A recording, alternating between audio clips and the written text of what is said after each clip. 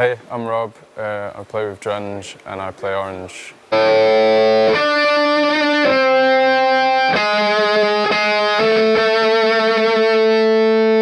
My first forays into guitar kind of started in the 90s and sort of followed the influence back through time.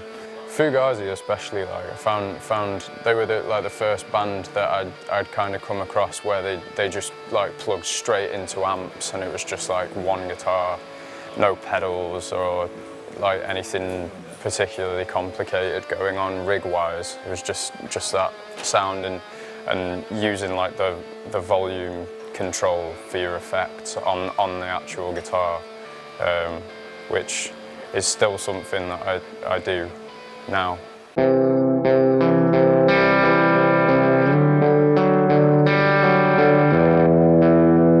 I guess like I had an idea in my mind of what orange amps sound like. Definitely like the whole of the sort of stoner rock. Like as much as I love that sound, like it's really not the right sound for this band. So I guess it did kind of surprise me when I got it and started playing with these guys with an orange, how much it didn't have to do that sound. Like it didn't have to be the thing. It's capable of you know, lots of other guitar tones, and sounded fucking great and sounded really fucking loud, and like what more do you want, really?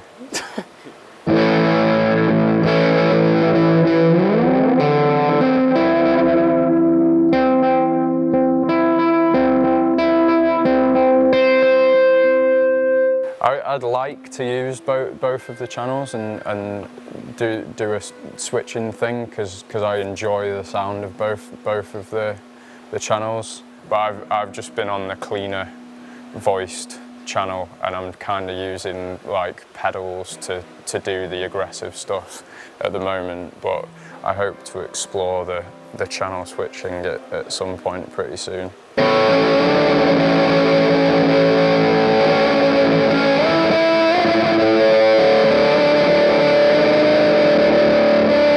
I'd always like prioritize like sound, having something that sounds excellent and you're not constantly worried it's just going to give up on you or start working.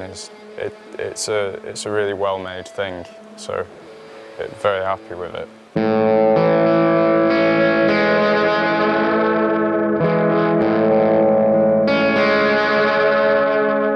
So I'm playing this Ampeg. It's like a reissue of a old kind of 60s, I think, guitar that this guy Dan Armstrong made. It's made of plastic and it's see-through, obviously. But this is like the Greg Ginn guitar from Black Flag. He played one amongst plenty of other cool people. So yeah, from the guitar, we'll go into a tuner, Boss tuner, and then into a octave thing, TC octave, which there's just some tunes where on the recordings it's like double tracked, so it's like two guitars, one's playing a riff and one's playing the exact same riff but an octave above, so that just does those bits. Then I have a Mellotron pedal. Again, there's some tunes on the record that have Mellotron parts, and rather than have to switch over and play them on keyboards and stuff, we just have that. So that's like a full wet kind of strings and some sort of like choral stuff on that. And then after that, it splits. For that, I am using the orange amp detonator, which is ace. Does exactly what it's supposed to do and very, very well, not noisy.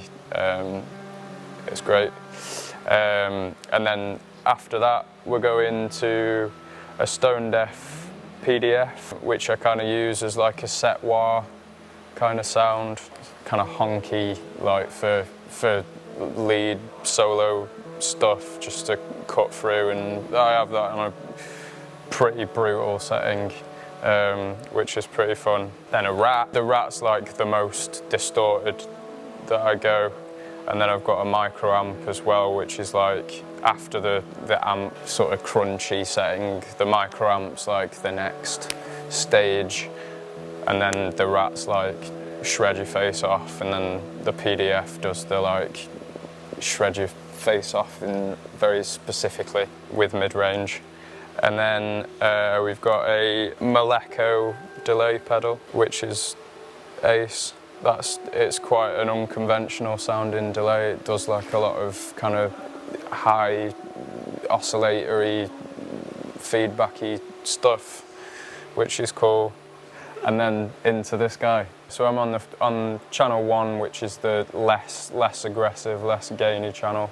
Pretty loud, and it's just like full bass, quite a lot of mid, and then the treble just rolled off a little bit because of the brightness of this Ampeg. So that's like the base of the whole thing. And there are plenty of points in the set where it is just that. Like it's not like there's always pedals on. There's quite a few bits and bats where it's just the guitar to the amp.